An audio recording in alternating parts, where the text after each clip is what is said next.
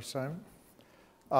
I wouldn't quite make as broad a claim as Simon just made. I think I probably influenced some of the people doing these frameworks and things like that, but as far as being built on my work, that may be a broader claim than I would end up making. I tend, oh, there it goes. I've tended to be working in the product development area back from my early days in the early 1980s when I was a consultant at McKinsey on there. I sort of, at McKinsey, I developed a pretty maybe evidence-based approach to consulting in terms of saying that you really should have some facts to support the things that you see. And that you also, a lot of my focus has been, I see what is working and then I try to figure out what the mechanism of action, being sort of a classic engineer, I cannot throw away a broken toaster without taking it apart because I want to see what's going on inside and things. And so a lot of, my engineering mentality shows up in a lot of this stuff because I tend to think a lot about what's really going on here. The way I approach using lean in product development, I call it second generation lean product development because the first wave of lean application I found to be very unsatisfying in terms of its rigor and its logic. When people would go to product developers and tell them, oh, you just need to front-end load your decisions. If you can decide on all the requirements at the beginning of the process, then you will eliminate the need for changing requirements. If you eliminate all the variability in product development, then things will flow smoothly and things. It's a somewhat dissatisfying approach. I used to teach classes at Caltech in California, executive courses, and did so for about 14 years. And every time I would teach the course, I would ask the people in the room, have any of you ever worked on a product where there was not a legitimate business need to change the requirements during the development process? And how many hands went up, do you think, out of thousands of people? Zero. I never found a product development process where somebody could lock down requirements at the beginning because there were changes in the marketplace, there was new information being gained during the process. Good product development processes are always trying to exploit the information that becomes available as you go through the process. And some of these notions is if you just treat it like manufacturing and you define all the requirements before you start and then concentrate on execution, just never worked in product development, and my feeling was they never would work. So what I did is I sort of pretended this was lean product development, and I talked about the stuff I wanted to talk about. So, there really isn't any economic model in the world of lean manufacturing and things. It turns out to be one of the most useful things you can do. So I just sort of stick that into the mix because it's useful, not because it is pure lean. So the things I want to talk about is the need to understand your economics. I want to talk about managing queues, what happens when we start looking at product development through the perspective of queuing theory. I want to talk about exploiting variability because the notion that is present in lean manufacturing, and unfortunately, it is leaking a bit into the Agile software domain, is this notion that I want to drive variability out of the process. I see people constructing SPC charts to see whether their process of estimating stories is under control and things. And I've got a lot of skepticism about eliminating variability, and I'll explain why a little later on. I want to talk about driving down batch sizes. Actually, I think the software industry has done better than any other industry on that, particularly driving down batch size in test. In fact, what I often observe is I tell people that people in the Agile software space are doing a better job of implementing lean product development than people who have 40 years of experience in lean manufacturing.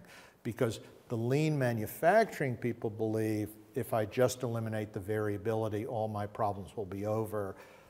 Agile people have already crossed the bridge that they're not going to be able to eliminate the need to respond to change in the process. So conceptually, Agile people are much more likely to use the right tools than traditional lean manufacturing people.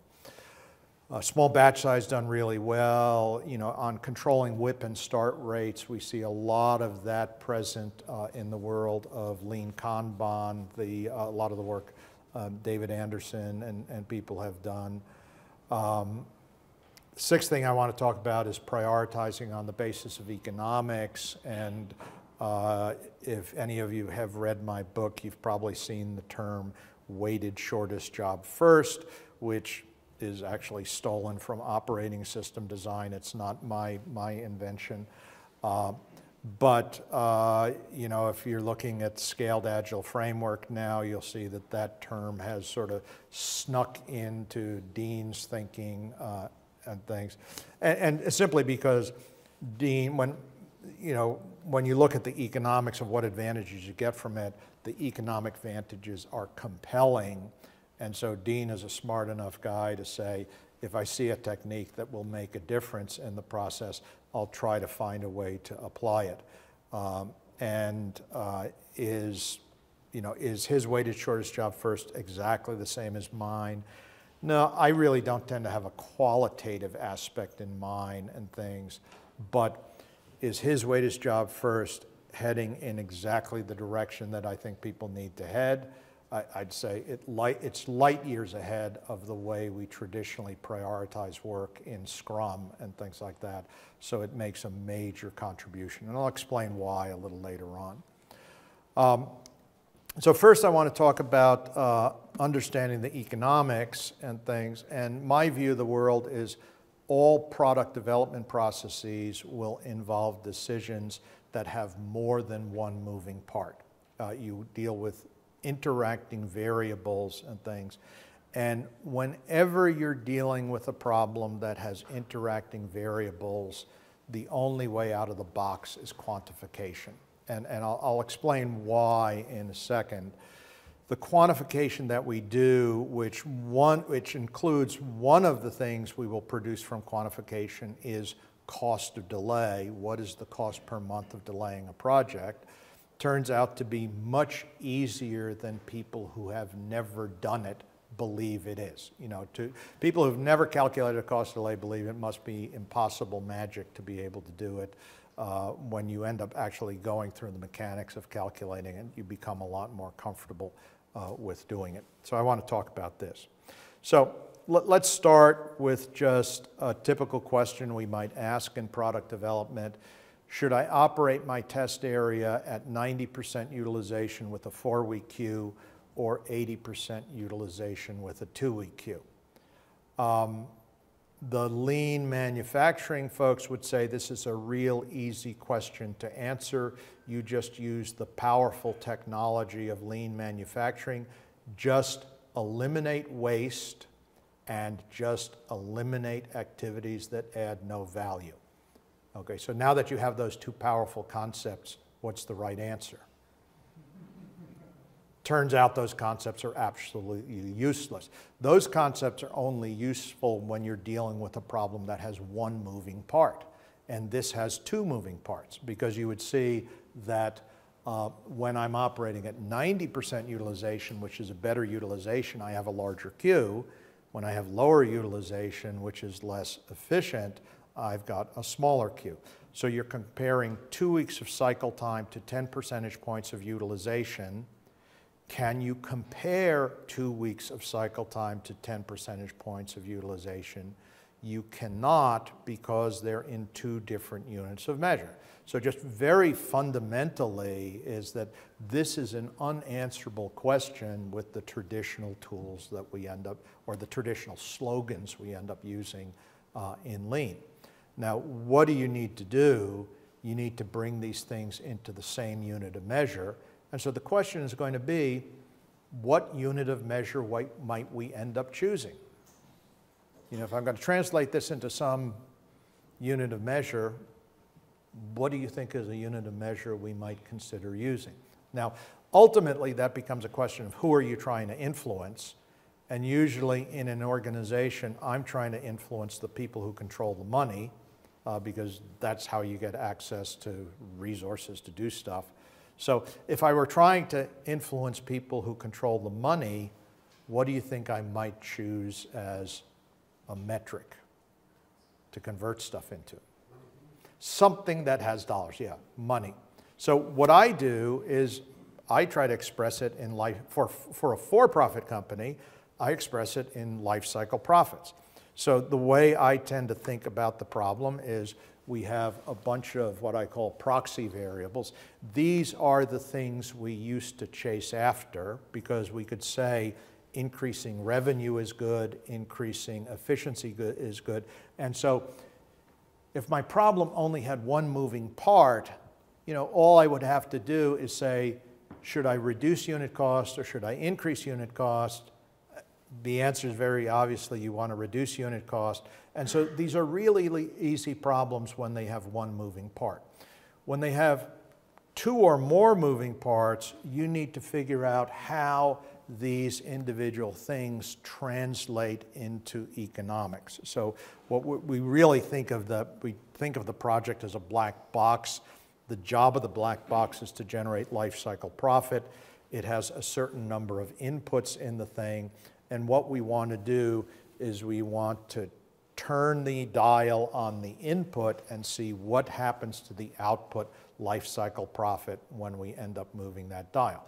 Because if I can figure how each one of these things ends up translating into life cycle profit, then when I'm dealing with decisions that affect more than one variable, I can put that into a composite effect. And in fact, you know, in a general sense, when I calculate a cost of delay, the effect of changing cycle time on life cycle profit, what I'm really doing at the end of the day is I'm just calculating the partial derivative of life cycle profit with respect to cycle time. And I'm just changing one thing, holding the rest of the stuff constant, looking and seeing how steep that response effect is going to end up being. And the way I do this is I just start with, it's the same way you would do it if I gave you any time to think about it. You'd say, how do I figure out the cost of being late? Why don't I create a model that figures out how much money I make if everything goes according to plan? And then I'll ask the question, how much money will I make if I introduce over life, if I introduce the product 60 days late? And the difference between the total money made introducing on time and the total money made being late is the cost of being 60 days late. And it is as simple as that. That's the way we do this stuff. We change the thing, we look and we see what ends up happening to the life cycle profit. And what an economic model will do for you is it will spit out a bunch of numbers that a 1% expense overrun is worth $40,000, a 1% cost overrun is worth $150,000, a 1% value shortfall is worth $100,000, a 1 month delay is worth $500,000. And this brings everything into the same unit of measure. Now I can actually process trade-offs between these variables. And what is extraordinarily important is I can process them almost instantaneously. Is that I don't, when I'm doing an economic trade-off using an economic model, I can get you an answer in 5 minutes. What are the consequences of your choice? When I'm doing economic trade-offs using a finance department calculating spreadsheets for every time I want to make a complex decision, I'm waiting 3 weeks to get the answer from that process. Now, if I can get answers in 5 minutes, I can reach out and touch thousands of little decisions. If I end up taking 3 weeks to get an answer to an economic question, I'm only going to be able to affect the big go, no-go decisions on the program. So it's really important that I can turn this into a simple process. Some of you will agonize over, well, this is all well and good, but can you really calculate cost of delay accurately to 3 significant digits? Is that, you know, how confident are you in that $500,000 a month? And the answer is, I can't calculate it accurate to 3 significant digits, and there is absolutely no reason for me to want to do that. Because undoubtedly they have the same joke here in England as they have in the US, where, you know, 2 guys are going to hunt a bear and they leave their rifles behind and they're caught on the trail, and a bear starts chasing them, and one of them, and they start running away, one of them stops to take their running shoes out of their pack, and the second one says, why are you putting on your running shoes? There's no way you can outrun a bear. And the second one says, I don't have to outrun the bear, I have to outrun you. And in our case, in this analysis, what we have to outrun is intuition. Because in the absence of quantification, people will use their intuition to make this decision. And the question is, how good is their intuition? So over the years, I would go in and I would meet companies where they would say, I have highly developed intuition. I've been in this business for 50 years. I've forgotten more about this business than you will ever know. That's why we use our gut. It's such a fine precision instrument that we can get really good answers with it. So in those companies, I would say, well, let me just do a calibration check on this thing. Let's get 10 people in the room who all have the ability to delay this program. Let's get the purchasing manager, let's get the marketing manager, let's get the head of hardware engineering, head of software engineering, quality assurance person, regulatory affairs. I'll sit them in the room and I'll say, look, I'd like you to write down on a piece of paper what you think it will cost the shareholders of this company if this particular project is introduced in the marketplace 60 days later than the original plan. What's the delta in pre-tax life cycle profit if I introduce 60 days late? And I say, you can do it anonymously. We're going to rank it from the high number I get in the room to the low number I get in the room. The average range, and this is, I would say, before you would ever consider calculating cost of delay, this is one of the most important things you can do, because it gives you a benchmark for where you are before you start working on the problem. So what I have found over the last 25 to 30 years is average intuition has a 50-to-1 range. You're going to have somebody in the room who says it costs 500,000 pounds a month if we're late. Somebody else will end up saying it costs 10,000 pounds a month if we're late.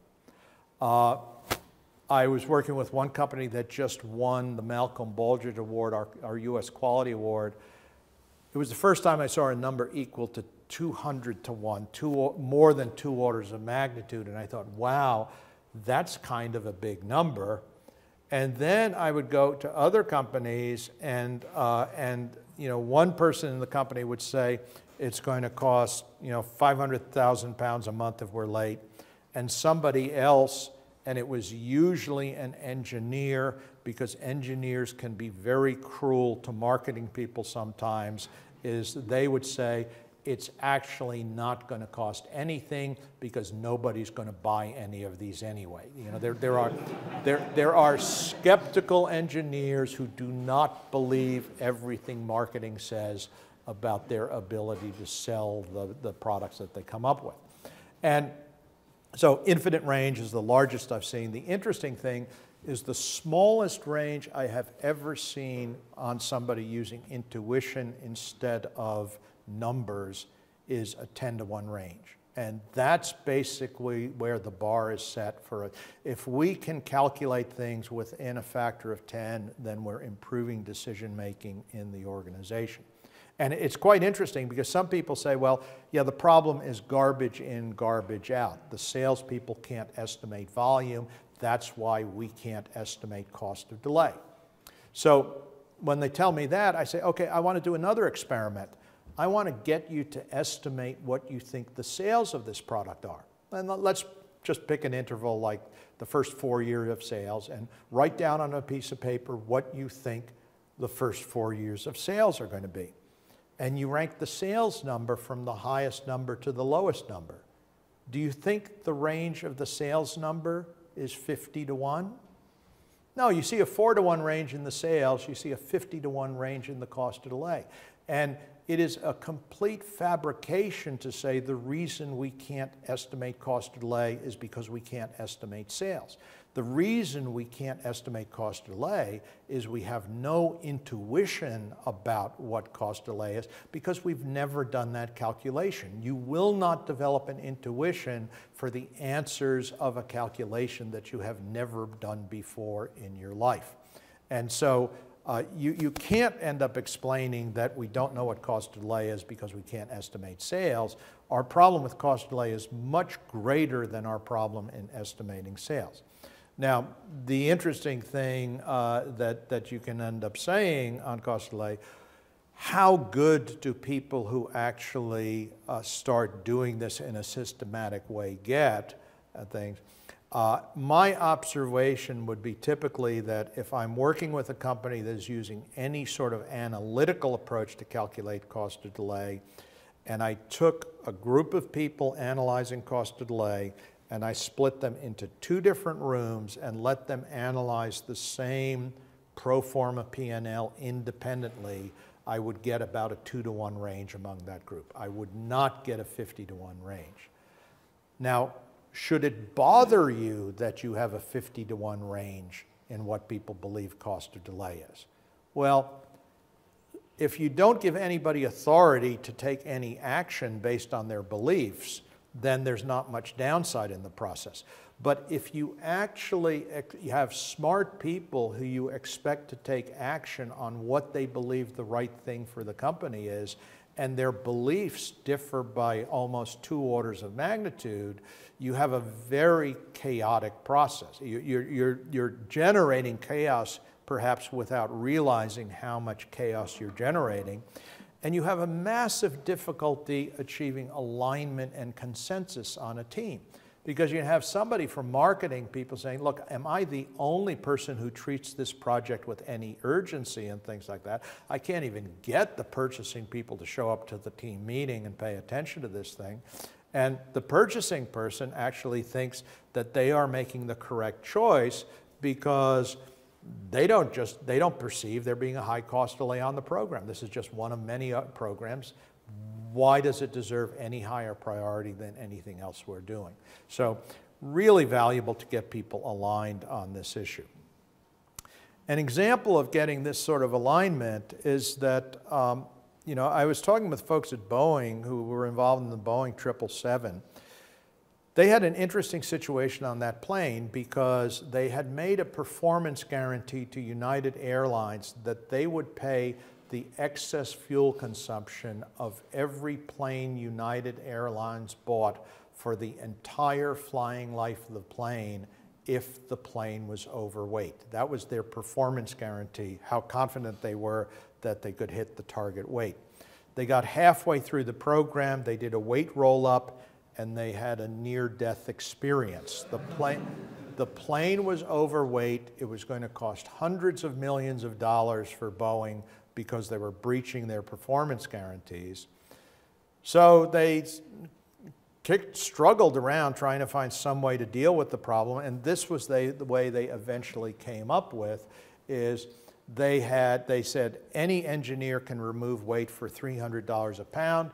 If you can do a material substitution or a design change that removes a pound of weight for less than $300 of unit cost impact, you need nobody's permission to do that. Your supervisor can go to $600 a pound, program manager can go to an even higher level for some technical reasons. That brought the plane in at the target weight. And why did this bring the plane in at the target weight? I mean, they've been using weight budgets and cost budgets for the last 40 to 50 years. They didn't work. This actually did work. And there's two really unique things about this approach. One is that $300 number is a system-level optimum decision. You've got a 5,000-person design team, and you've got all 5,000 of them making the trade-off at the system-level optimum point. Quite extraordinary to do that. You know, if you look at most, I used to be a consultant at McKinsey. If you look at the way McKinsey would have solved this problem in the day I was at McKinsey, we would have said, well, weight is really super, super important on this program. In fact, it's the most important objective, performance objective on this plane, and if you miss it, it will do more damage than any other objective on it. So, if that's the most important critical success factor, we should have the most important person making decisions about the most important thing. So the program manager is most important. The program manager should be managing all the weight decisions because it's such a critical variable on this project. That would have resulted in a 50-year development program because there are a lot of weight decisions in the course of developing an aircraft. The brilliant thing that Boeing did is they said, look, the program manager has the overall economic picture on this plane. If the program manager can encapsulate their insight in a decision rule, if the program manager can control the logic of the decision, the program manager does not have to participate in each of these weight-related decisions. So the interesting thing is you had 5,000 engineers with no adult supervision making dozens of decisions a week that were completely aligned with the system-level economics of the program and things. You know, people say, well, could you actually use decision rules on a big program? I could see how they could work on a small program, but you know, what about a big program? We got 100 people working on this project. That's really big. Well, you know, Boeing is making them work on a project with 5,000 engineers and using it as a mechanism to maintain alignment. It's a tremendously interesting technique because it allows you to reach out and touch many, many decisions, get them done correctly, get them done in a way that people are understanding why they're making a decision this way or that. And you know, cost of delay is certainly one of the things I can do with an economic model, but it is in fact only one of the things we would use an economic model for. Okay, second topic I want to talk about is managing queues in processes. A lot of developers assume that the higher I make my utilization, the faster I do product development. The idea is that if people are working all the time, then the work will get done faster. If they're not working part of the time, then it would be impossible to get the work done as fast as if you had them working all the time. As a result, they go to high utilization, and unfortunately, they do not measure or manage the queues in their process. Now, the interesting thing about difference between product development and manufacturing is in manufacturing, our queue is physical objects and things. So if the queue doubles in a factory in a 1-week period, I see piles of stuff on the factory floor. If the queue doubles in an engineering department in a 1-week period and I walk through the engineering department, I do not see anything different because our queues in engineering are information. Information is intrinsically invisible. I was talking once with a division of HP. They said, our queues are bits on a disk drive, and we have very big disk drives here at HP. You just do not see piles of work in an engineering department. And I think because it is invisible and because they also don't know cost delay, people underestimate the cost of queues in their process, which leads them to overloading processes. So I want to talk a little bit here about queuing theory and the implications. The queuing system that all of you would be familiar with is traffic at rush hour on a crowded highway. I come from out in Los Angeles, where when we say a 4-lane highway, it's an 8-lane motorway. It's 4 lanes in one direction. And if we shut down 1 lane on the freeway at rush hour in Los Angeles, we are removing 25% of that capacity of that road. Do you think cycle time changes by 25% at rush hour?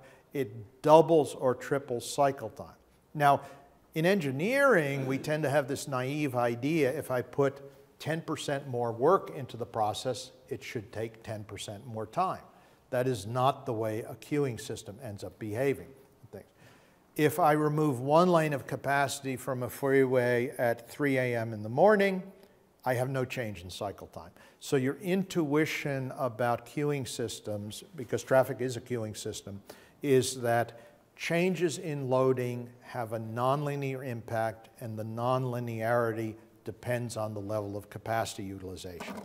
And in essence, you very much understand real queuing theory then, because this is the queuing curve for what we call an MM1 infinite queue. That symbol rho is the symbol we use for capacity utilization. When I graph what is queue size as a function of capacity utilization, instead of the deterministic notion that we get no overloads until we reach 100%, we would observe that as we approach that right-hand axis, every time we have the distance to the right-hand axis, we double the queue. So I move from 60 to 80%, I double the queue, 80 to 90%, I double the queue again, 90 to 95, I double the queue again. Now, and you can see that, I put the equation here just to illustrate it, is when rho starts approaching 100%, that number approaches infinity. That is the problem in queuing systems. You get too close to 100% and you've got a problem. So you go into a manufacturing operation at a company and you ask the plant manager, what's the highest level of utilization you would load your plant to? And their answer will be, I'll never load more than 85, 90% utilization. I was just teaching a course in Ireland last week and had a manufacturing guy. I said, what's the highest you go to? 85% utilization. I mean, it's a very consistent pattern you get from manufacturing, experienced manufacturing people. What do you think has more variability in it? Manufacturing that you do hundreds of times in a row, or engineering that you do 1 time in a row? Engineering has more variability. Logically, would you expect to load engineering to a lower or higher level of utilization than a manufacturing process? Logically, you would expect lower. I used to collect data from my Caltech classes. The average product developer that came to that class was loading their development process to 98.5% utilization. So they were keeping their engineers busy all the time, and then they were scratching their heads and saying, I can't understand why work doesn't flow through this system. Is that, you know, the engineer stays up till 3 in the morning, they complete a drawing, they bring it down to the prototype shop, they ask the prototype shop to start working on it that day, and the prototype shop says, sorry, I can't start working on this for another 3 weeks. And the engineer says, well, why not? What are you doing? And, you know, I stayed up till 3 in the morning getting this ready to work on today. And the guy in charge of the prototype shop says, you see all this? I got 3 weeks of work in backlog here for this shop. Every one of these people stayed up till 3 in the morning to get in line ahead of you on this process. And that's what we've done. We're quite proud of the fact we're keeping our engineers busy, but what is happening in that process is our work product is sitting idle waiting to access the resources. And interestingly, if you start looking at the economics of this, you know, our focus was, any process has two costs associated with it. It's the cost of the capacity and the cost of the queue. And we used to only believe, or we used to act as if there was only one cost, the cost of capacity, and we would say, if I need to minimize total cost, I should operate as close to the origin on this thing as possible. No engineer should be idle for more than a minute in the course of the year. Then we are a world-class engineering organization. In fact, you would read a lot of the original sort of first-generation lean product development stuff coming out saying they were so proud because the Toyota engineers were saying that they were busy 80% of the time, and the engineers from other car companies were giving lower numbers. They ended up saying that they were working on, you know, value-added tasks 30% of the time, I think. And now their main point was they were working on non-value-added tasks. But the point is that, you know, if you think having engineers working on value-added tasks, the maximum percentage possible, is the way you end up delivering economic performance out of engineering, you are sorely mistaken, because that will drive up your queues, and your queues cost you more money than the efficiency of your engineers. I mean, I was working once with a company. They were asking the question of, you know, can we afford to buy a couple of extra workstations from Parametric Technology for the engineering department? And I said, well, how many workstations do you have, and what % of the time are those workstations utilized? They said, those workstations are utilized from 6 in the morning to 6 o'clock at night every day. And so I said, well, look, why don't we just do a simple calculation? We're going to ask the question, how many jobs are waiting to get into the CAD area, and on average, how long does it take to get them to the head of the line, and what is our cost to delay? It was very easy to show them that they could have bought 10 times as many workstations for the amount of money they were throwing away by having valuable work products waiting to get into the CAD area. You know, once you turn the flashlight of economics on the thing, it just totally changes your perspective. Now, so what's really going on is, as I eliminate the excess capacity, the queues are getting larger and larger. If the cost of delay was 0, we wouldn't worry about having a queue on the critical path, but actually the cost delay can be quite significant. You're paying cost of delay dollars when the queue is on the critical path, and you reach a point where the amount of benefit you're getting through better utilization is wiped out by the extra cost you've got by having valuable work product waiting to get into the process. And you will always conclude that a process that has variability and a cost of delay has to have capacity margin in order to manage it. Now, I'll just make a little comment on the practical solution to this, so you don't end up accidentally doing something stupid that gets you into trouble. A lot of people will end up seeing this and they say, oh, you convinced me I ought to have 75% capacity utilization in my process and things like that. I'm going to go to my boss tomorrow morning and propose to my boss that 25% of my people will do nothing next year. Well, sometimes that conversation ends sadly because your boss has a different idea. He or she says, you know, I've got a different idea. Apparently you can get this work done with just 75% of the people. I think we need to take 25% of your people and put them on to different activities next year. Then we'll be even more efficient than we were last year. My suggestion to most of you is don't try to use capacity utilization as the control variable that you use to manage the process.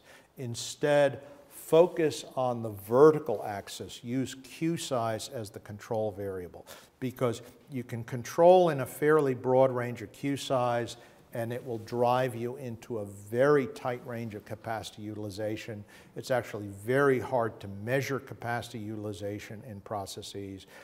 Instead of going to your boss saying 25% of my people will do nothing, I think you're better off saying that, you know, I've learned that we have too many projects in process, and if we can cut the number of projects active in this system in half over the next 24 months, we can cut the cycle time through this system in half, which is exactly what Little's formula would end up telling you.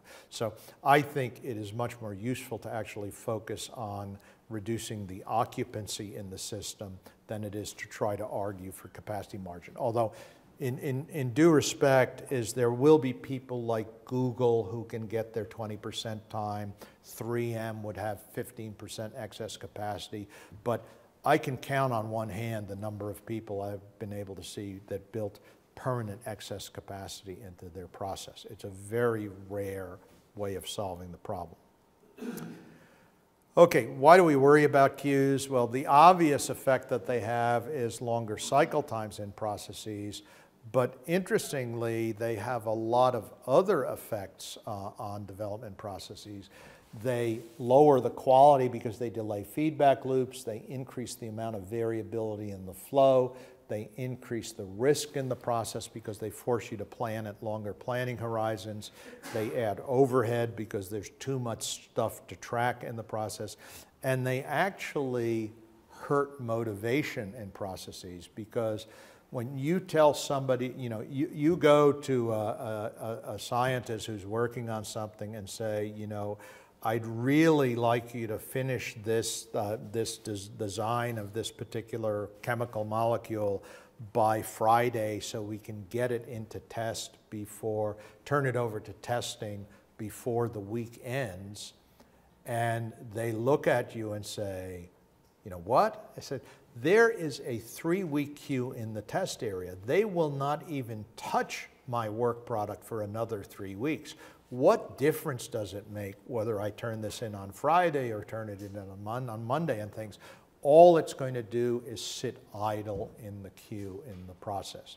And interestingly, the more you reduce the queues in processes, the more you end up energizing people that they can get rapid feedback. And I think all of you in the software community have probably seen that as you accelerate testing processes, as you give people feedback 24 hours after they write the code, they are massively more motivated than getting feedback 90 days after they ended up writing the code. And in fact, the common response I've heard from people is they say, if you give a programmer a feedback 90 days after they wrote the code, the most common response you're going to get is, that's not my code. I didn't write that. And you say, look, I've got the timestamp. I can prove that you're the one that turned in that. Well, I certainly don't remember it anymore 90 days later. Just enormous value in giving people feedback rapidly in engineering processes. Okay, next thing I want to talk about is exploiting variability in processes. The manufacturing view of the world is it's always desirable to reduce variability. The problem in product development is a byproduct of reducing variability is that you eliminate the innovation in a process. So there's an interesting story that's pretty well documented on the web about how 3M brought in a new CEO, a guy named McInerney, who had come from General Electric. And General Electric had sort of picked up the Six Sigma ideas of Motorola and really brought them to prime time.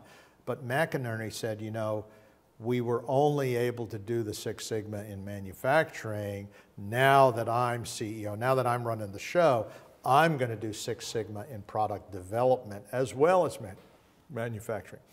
So we started putting in place all of these incentives for people to do Six Sigma work in engineering, which of course because Six Sigma you want to have 3.4 defects per million opportunities, right? So it made everybody risk averse. Now 3M was very famous for reporting the amount of revenue they were getting from new products in their annual report. And for them, they have relatively long cycles on their products. For them, new products were defined as products that were introduced in the last 5 years, because they do stuff like sandpaper that, it doesn't change every 6 months. So when McInerney came in, they were getting 60% of their revenue from products that were less than 5 years old. And with every year he was there, you would see the number go from 60% to 50% to 40% to 30%. Then actually you couldn't see what was happening anymore because they stopped reporting it in the annual report. It became so embarrassing. And it was actually only when McInerney left that they started rebuilding the innovation engine at 3M. I mean, it's just, because to add value in product development produces the recipe for a product. You can use the recipe over and over again in manufacturing, you make money every time. But in product development, we produce recipes. You produce the same recipe twice in a row, you've added no value. You have to change the recipe to add value. You introduce variability when you change the recipe. The solution in product development of making the variability go away is just not a practical solution because of the economics of what we do.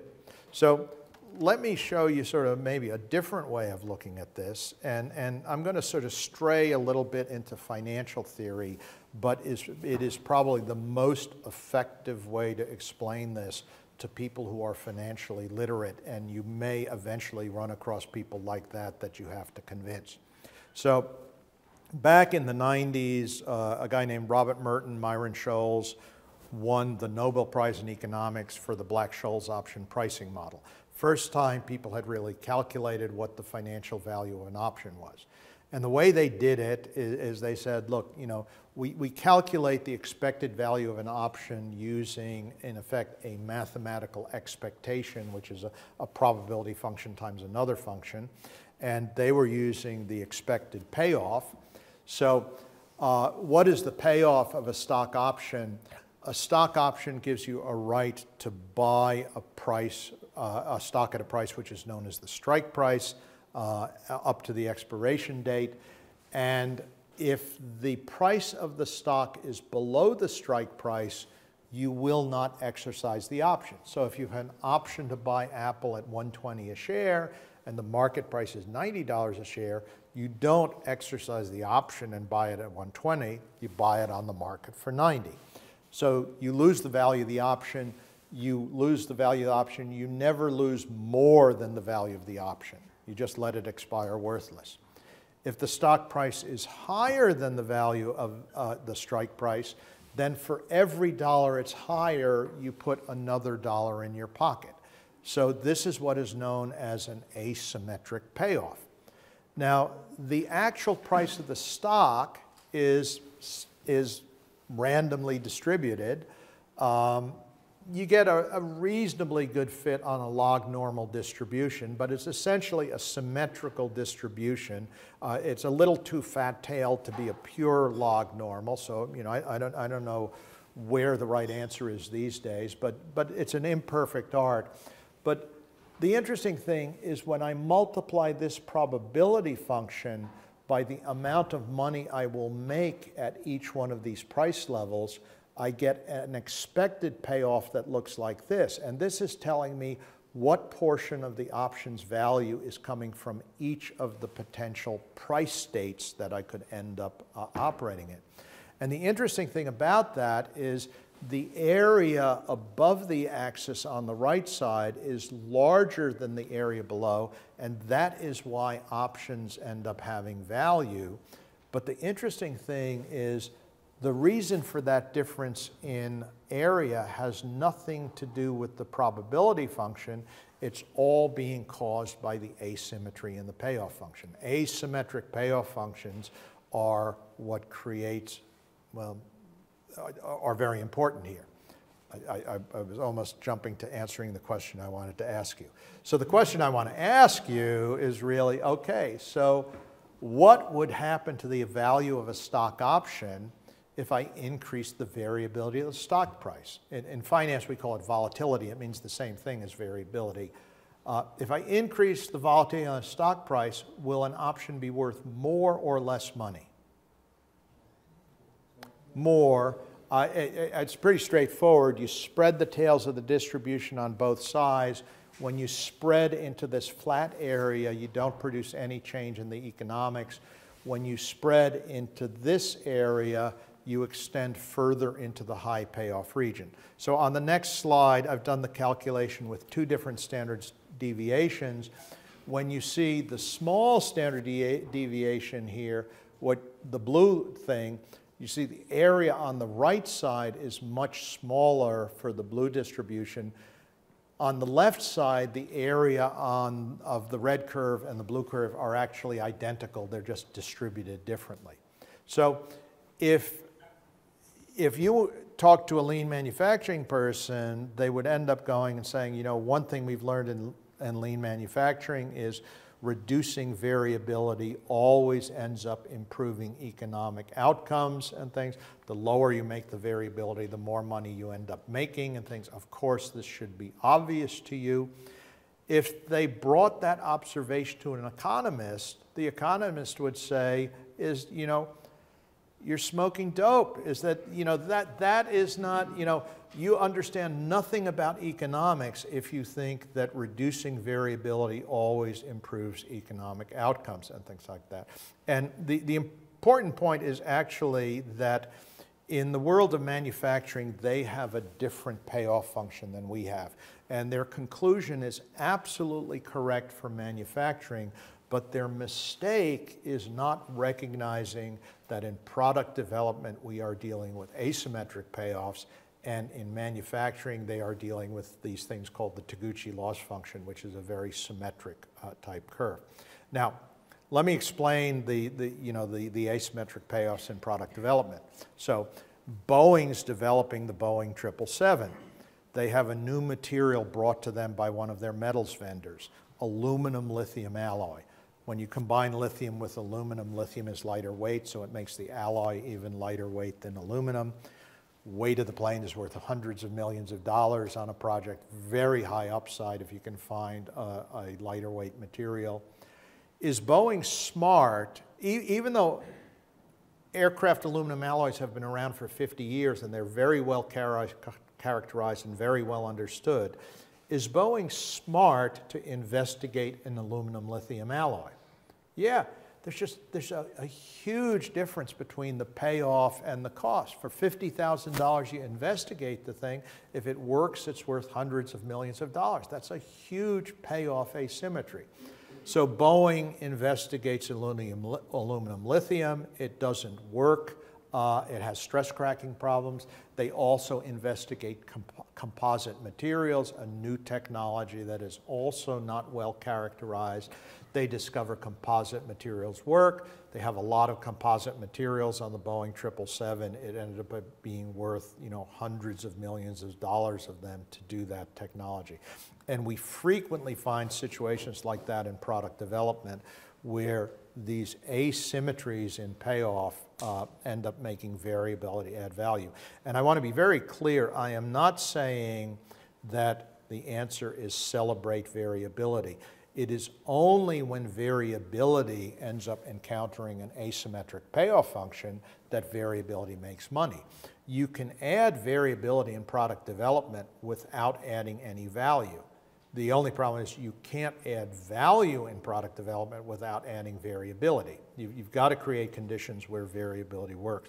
Now, when I meet manufacturing people who hate me saying these things and they say, you must have it wrong, I always give them the hypothetical example. I said, you know, what would happen if you had 10 runners in a race and they all had the same mean running time? Would you bet on the runner who had the highest standard deviation in their running times or the runner who had the lowest standard deviation in their running times? And the obvious answer is the one with the highest standard deviation has a performance tail that extends most into the region where they would end up winning the race. They are much more likely to end up winning the race. And it's a nice example because it's a classic example of an asymmetric payoff where only one person wins, everybody else doesn't win. So it's only when the performance tail extends into that high region that you actually end up winning in a situation like that. So I find it's an accessible example even for less sophisticated people in manufacturing. Now, next thing I want to talk about is batch size. If queues are invisible in product development, if the work product is invisible, not only are the queues invisible, the flow is invisible, the batch size is invisible. So we've tended to undermanage batch sizes in product development. Many people actually institutionalize very large batches. I mean, something like half the people in the world have product development processes that are stage gate or phase gate processes where they end up saying, first we do phase 1, then we have a gate review, then we do phase 2, then we have a gate review, then we do phase 3. And if you look at that, and that was the product development equivalent of the waterfall model, right? Define all requirements before we start beginning design. If you look at that from the perspective of batch size, if I define all requirements before I begin design, the quantity of requirements I transfer into design to start design is 100% of the work product. That is maximum theoretical batch size, and that will result in maximum theoretical cycle time. It will keep requirements definition on the critical path for the maximum theoretical amount of time. And so there is nothing as diametrically opposite from lean as these large batch transfers that you see in stage gate processes or in waterfall processes. That is just the opposite of lean. Batch size reduction is a really interesting technique because there's basically a linear relationship between what you do with batch size and what happens to cycle time. You cut the batch size in half, you're going to cut the cycle time through a process in half. It's a really cheap thing to implement. It's easy to implement. It has an undo button on it. If you reduce the batch size too much, you can bring it back to the original amount. I use this example on physical products as an example of what happens with batch size and things. You'll go into some companies and you'll see they will complete 200 engineering drawings over a 10-week period.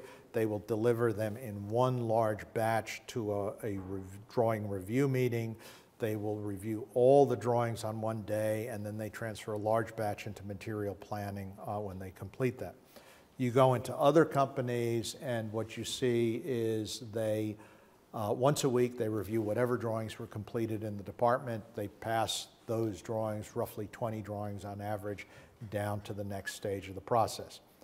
What is the difference between that large batch process and the small batch process? Well, if an engineer in this process makes a bad assumption about a manufacturing capability, they get feedback an average of 5 weeks after they made the bad assumption, 35 days.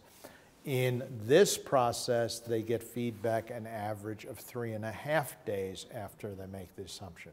So if you give them feedback in the first week, they don't embed that bad assumption in another 9 weeks worth of work. So we get a huge advantage in terms of feedback in this process. We have less active inventory in this process because the average inventory has gone down by a factor of 10. The other interesting thing is we're actually delivering work in a multitude of small batches instead of one large batch.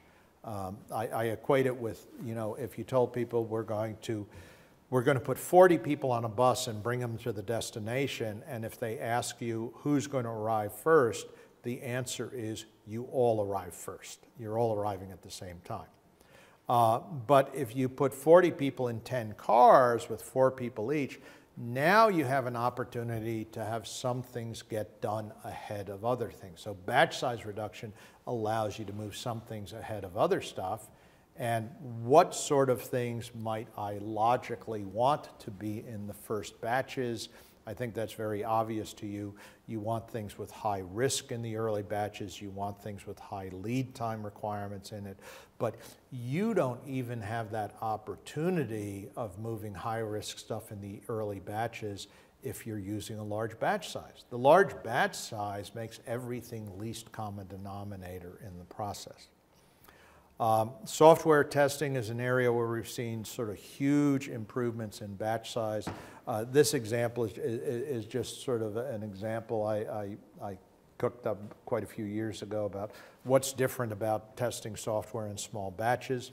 We make smaller changes in the code. We have an average of fewer open bugs. We get faster cycle times through the process. If you have faster cycle time through the process, you get faster feedback to the programmer. So I give the programmer feedback 24 hours after they wrote the code. They can still remember what they're doing. The cost of correcting the code is cheaper. They can incorporate the learning in the other code that they've written. Other people have not written dependent code based on the error that you ended up making. Better, cheaper code out of the process. Faster cycle time means that you see less requirements change, because the longer something is in transit in a process, the more likely it is that the requirement will change.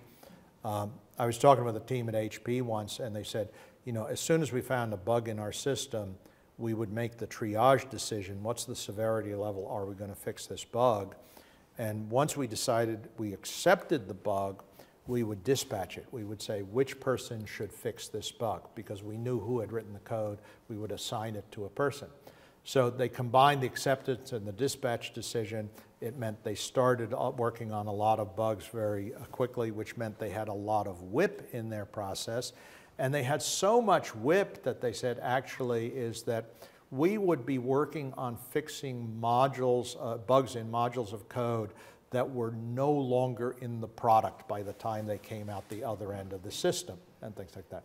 So they ended up saying, look, let's separate the acceptance decision from the dispatch decision. Let's do our triage very quickly and find out what the important stuff is, but we won't go ahead and dispatch it in. We'll control the amount of WIP that we have in the process. You have to finish one thing to put another one into the system.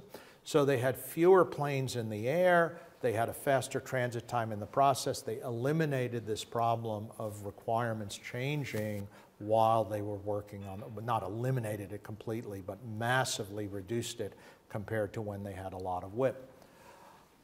Fewer open bugs mean you do fewer status reports. You have more uptime on the systems you're testing because they're not as broken. You get higher validity in your testing. The other interesting effect is what happens to debug complexity, because if you change one line of code, only one line could be broken. If you change two lines, it's line 1 or line 2 or an interaction between 1 and 2. Interactions goes up with 2 to the nth, n being the number of changes you're making. So you see this massive exponential rise in debug complexity when you're operating with large batches compared with small batches. Now, it turns out that this batch size question is not quite as simple as, oh, I should just make the batch size as small as possible, because there are economic trade-offs associated with batch size. The way you look at it is it's something called the economic lot size equation, or the economic order quantity equation. It was actually originally developed in 1913 for factory applications and things. But the notion is always that there is a trade-off between transaction cost and holding cost in a process. So let's say in my family we would eat a good English breakfast. We would have eggs for breakfast every morning. And I said, you know, we're going to the grocery store too often. What we need to do is just go to the grocery store once a year and buy a year's worth of eggs. So I'd use a very large batch size, and my transaction cost, this red line, would be extraordinarily low. I only go to the supermarket once a year. My holding cost would actually be quite high, because I have to buy a couple of extra refrigerators, and I would have perishability costs, and I had money tied up in my egg inventory and things. So So then I would look at that and say, you know, this isn't working so well. There must be a better way to do this. And then I learn about lean manufacturing. And the lean manufacturing people say, one-piece flow, this is what you should seek. And she said, we need to use one-piece flow in our house. So from now on, we eat an egg, we buy an egg. We eat an egg, we buy an egg. Well, we discover there's some limitations to that as well. We have no real holding cost. I don't need a lot of space in my refrigerator for the egg supply, but I'm taking an awful lot of trips to the supermarket. And that's when the transaction cost goes up on you. Now, when you drive down the transaction cost, you move this red curve in this direction, that ends up shifting the optimum batch size to the left. So the extraordinary success we've had in software in automating testing processes has really been about driving down transaction cost, enabling very small batch sizes in the process. And that's always the way you reduce batch size, is focusing on transaction cost. But if you haven't focused on transaction cost and all you do is mandate small batches, you're going to end up going up that cost curve and actually raise cost instead of lowering it. And this is particularly relevant for a lot of people in the deployment section of their process, because some people have very high transaction costs associated with deployment. And when you have high transaction costs associated with deployment, it makes sense, economic sense, to have a larger batch size. And if you want to get out of that problem of having a large batch size in deployment, you have to attack that problem exactly the same way we attacked it in coding, which is to drive down the transaction cost. Driving down transaction cost is what enables the smaller batches in any section of a process. And you'll see, for example, some of the web-based companies, a company like Facebook, that will end up deploying code. They will spec code, write it, test it, and put it live on the web in less than 24 hours. Well, there is a transaction cost associated with not doing super thorough testing, which means the software might not work and you might end up annoying customers. So how do they control that transaction cost of what happens if the software doesn't work? Do they bring the software live to 1 billion people when they deploy that batch? No, they say, what I can do is I can have a certain probability of it not working, but if I'm only putting it on a landing pad for 100 customers to see how they react, I am not jeopardizing my entire business process by doing that. So what they've really done is they've reduced the transaction cost associated with putting bad code on the web, and they've done it by not reducing the frequency of mistakes, but by making sure that they don't damage a larger number of customers when they bring something live. So that's batch size. Next thing I want to talk about is WIP constraints, controlling WIP and start rates in processes. Many people tend to incorrectly assume that the sooner they start work, the sooner they will finish. I mean, this is a very common notion in management. They start too much work and it dilutes resources. The basic formula that really governs everything we do associated with WIP constraints is just this understanding of Little's formula. And you can write Little's formula in a number of different ways. I tend to prefer this way because it's so obvious.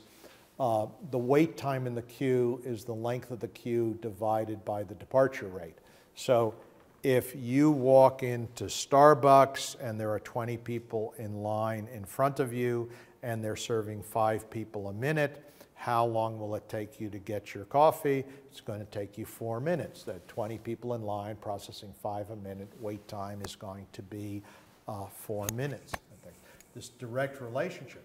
But the striking thing about this is what this means is if you have a certain average departure rate from your process, if you have a certain average velocity in your system and things, and you want to shorten the transit time through the process, reducing the amount of WIP is directly a way of shortening the transit time. You reduce the amount of stuff in the pipeline, and you travel through the system. You cut the amount of WIP in half, and you cut the cycle time in half in the process. And that's really, a lot of the work in the lean Kanban area in software has just produced extraordinary benefits because it's following the same path we used in manufacturing of saying, instead of focusing on cycle time, focus on WIP, and if you focus on WIP, that will automatically take care of the cycle time. And it does what it says on the tin. Here's an example of how people manage projects. This is a figure I've used for 20 years. It is comprehensible to the senior executive with the shortest attention span. It's really worked well for me and things. They tend to be smart people, but they don't like long explanations. So, you have to have things you can explain quickly. So I said, here's what you're doing. You're working on 4 projects at the same time. You're taking 12 months to do the projects. You share the resources across 4 projects. Here's what you could be doing. You could concentrate the resource on project 1 and 2 for 6 months, complete them at the end of this time period, and then work on project 3 and 4. I say, in both cases, you will have 4 projects done at the end of 12 months. You'd never get more benefits by spreading the resources this way. The difference in the lower approach is that you're shipping product 1 and 2 halfway through the cycle. If there is a cost of delay, you're putting those cost of delay dollars in your pocket. So not unusual to have cost of delay numbers like $100,000 a month. And so it's a very short question if I'm dealing with a short discussion, if I'm dealing with the people in the world who know what the cost of delay is, which is about 15% of the population. So I just say, okay, so I sort of use a Columbo approach. I say, now, so here's what you're doing. You're using this upper approach and you're finishing everything at the end of 12 months. And here's what you could be doing. You could be shipping these 2 products that cost you $100,000 a month for delay, each of them 6 months earlier. That's worth $1.2 million. So you tell me you're trying to do things that improve the profitability of the company, but the approach you're using is the one that generates the smallest amount of profits. Help me understand that. Help me understand why that makes sense to do something like that. And really, at the end of the day, it doesn't make sense, but sometimes they have to reach that conclusion themselves. It helps project 1 and 2. It actually helps project 3 and 4 because you're pulling the trigger on those projects at a 6-month time horizon instead of at a 12-month time horizon. That gives you better requirements. It ends up giving you more time for technology to mature. It actually allows you to use learning from project 1 and 2 on 3 and 4. So lots of advantages. So long ago when I was in the Navy, I used to be on nuclear submarines in the Navy during the Cold War. We would look for other people's submarines in the middle of the ocean. You would know where a submarine was at a certain point in time. Somebody had seen a periscope, intercepted a radio signal, heard a sound. The submarine could be going in any direction. The distance it traveled would be velocity times time. The size of the area you searched was proportional to velocity squared and time squared. It was actually easier to find a diesel submarine than a nuclear submarine, not because diesel submarines are noisier, but because diesel submarines are slower. The problem with a nuclear submarine is in 1 hour of time, it can add an annulus of area that is larger than you can search in 1 hour. And that problem gets more and more severe the larger that circle ends up expanding. So the trick was always get to the datum as quickly as possible, and that's why we used aircraft and helicopters instead of using surface ships, because the aircraft and helicopters don't have great sensors, but you don't need great sensors if you can get to the datum very quickly. So in this case, uncertainty goes up with time squared because it's a 2 degree of freedom problem. How many degrees of freedom do you have in your product requirement? Anybody have sort of 2 or less? And this is sort of the fundamental problem. I was working with a company in the telecommunication industry. They did a 6-month development program in a market segment that had traditionally taken them 3 years. The program was extremely successful.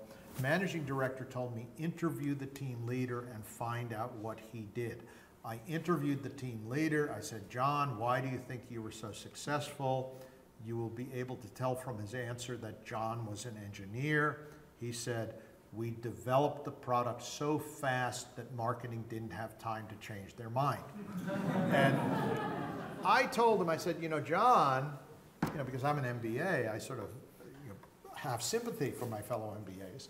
I said, you know, I would have phrased it a different way. I would say you developed it so fast that marketing didn't have to change their mind.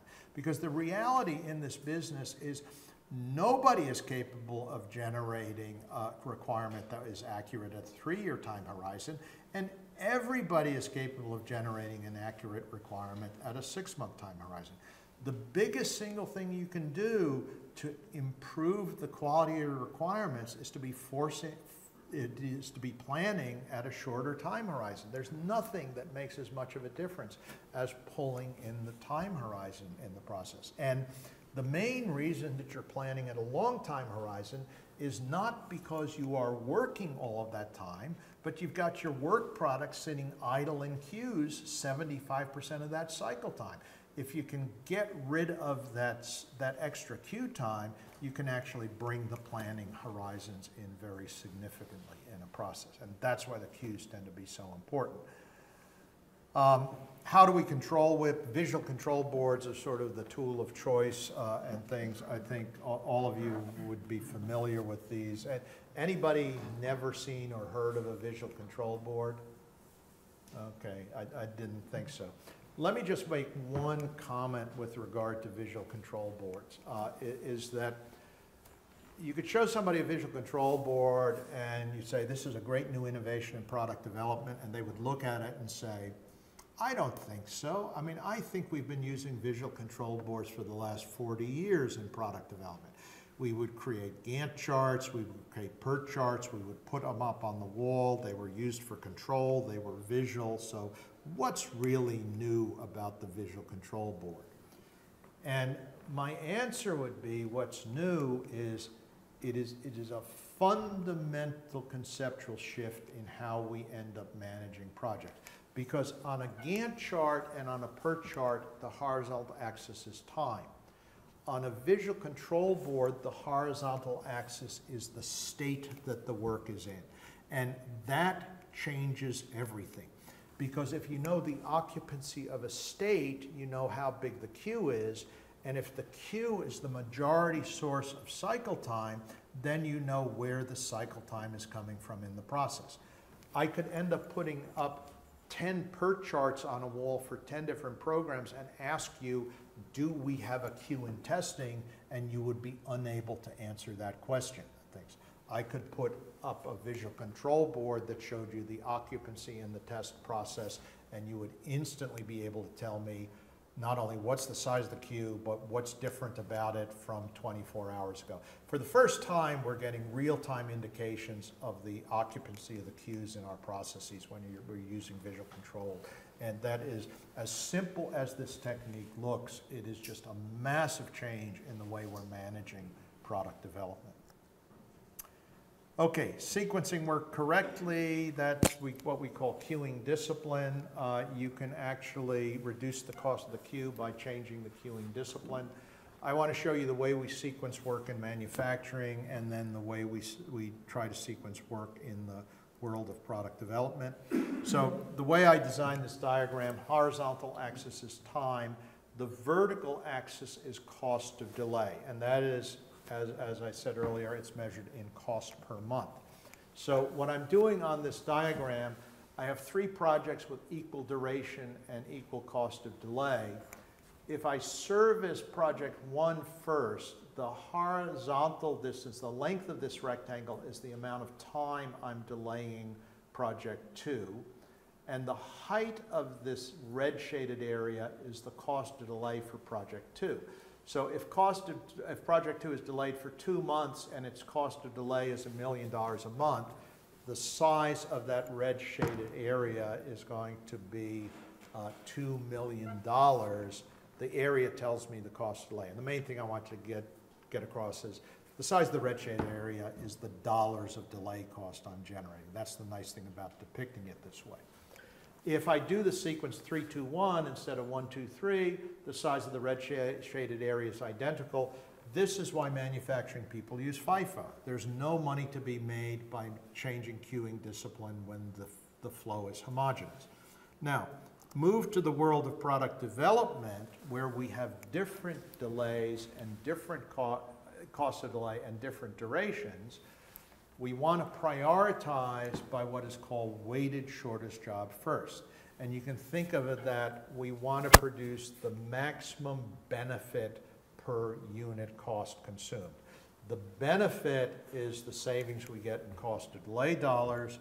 The cost is how long we block a resource. So we're basically dividing cost of delay by the blocking time. If I do that, in this case, I'm dividing cost of delay divided by duration, 10 divided by 1. The highest priority is going to be job 1, then 2, 3. I do it in this sequence. The size of the red shaded area between the top and bottom has actually gone down by 96%.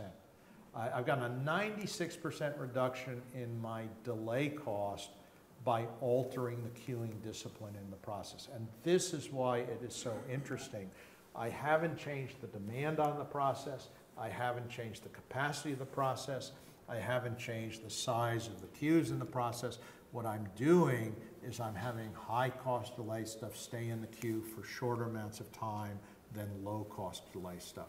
And this is the thing that got Dean Leffingwell so interested in weighted shortest job first for things. Now, the only point I would make here is that you don't get a chance to play this game unless you have cost of delay. And so if you're in the 85% of the people in the world that don't have cost of delay, this is one of the important things you are totally unequipped to do, one of the opportunities you're unequipped to do. And interestingly, although I use cost of delay for a dozen different things in product development, a lot of people are developing, their whole original interest in cost of delay is solely because of weighted shortest job first, because they know they needed to do that. Okay, last thing I want to talk about is creating faster feedback in development processes. When queues and batch sizes are large, feedback is going to be slow. Slow feedback hurts quality, efficiency, and cycle time. Feedback loops are typically not explicitly managed in product development processes. I like to use a little toy problem to illustrate this because it sort of illustrates the economics of feedback pretty well.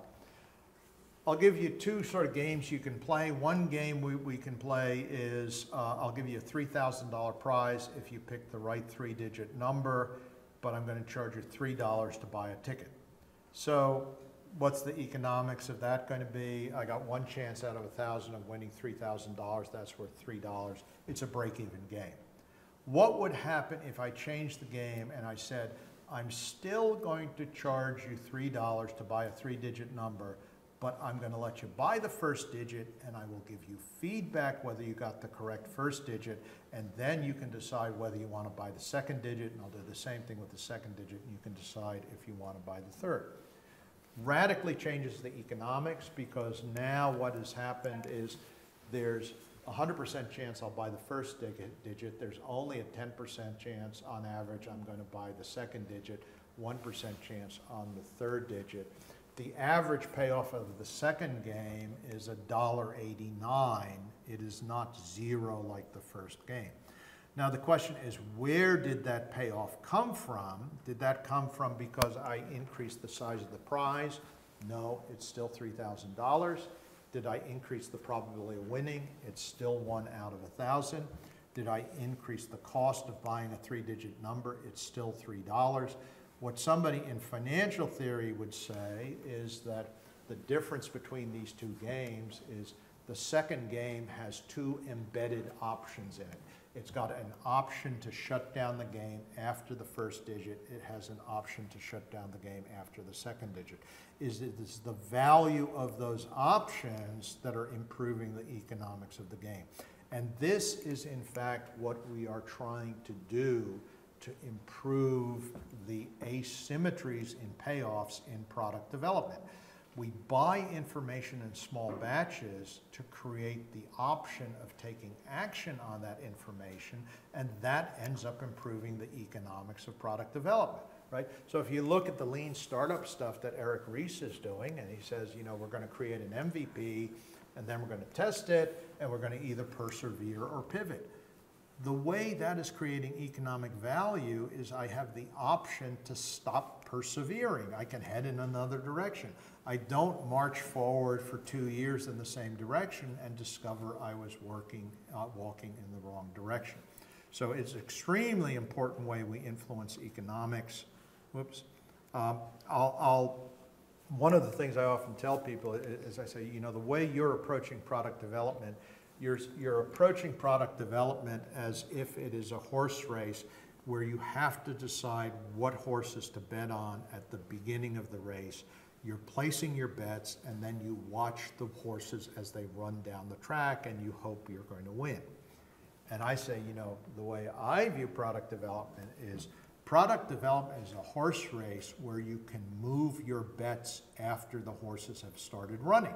And so you're betting on a feature, you think it's important to 50% of the customers, you think it's going to take 1 month to develop. As you get further into the process, you discover it's only important to 5% of the customers. It's going to end up taking you 10 months to develop. The economics of working on that feature have massively changed. And my view of the world is time to throw that one under the bus. It no longer makes economic sense to do that. And you know, what I would like to do in a development program is when I reach the end of the development program, I would like to be able to look back and say, everything that we have in this product we are delivering is more valuable than everything we have left behind. Everything we've thrown under the bus, whether we threw it under at the beginning of the process or partway through, everything we ended up allowing to be added to the scope of this program are things that are worth more than the things we chose to push off the bus and get rid of. And I think when you're doing that, that is the measure of doing good product development. It's not how well did you conform to your original plan, because the original plan is based on noisy economic information, and it's virtually impossible that it would be correct. Okay, so that's sort of the world I live in, the way I tend to think about this stuff. You've probably seen these drawings. That's probably why you're actually here. But you know, this is the difficulty level. This is the way we rate ski slopes in the United States, as beginner, beginner, and expert. I think there's a Swedish guy who had a nice expression for the last book. He said, a principle of product development flow is like fine cheese. It is nutritious in even small bites, but you don't want to eat too much of it at one time. And so many people have reacted in a similar way, but not as colorfully. Okay, so that's what I wanted to cover just in the introduction.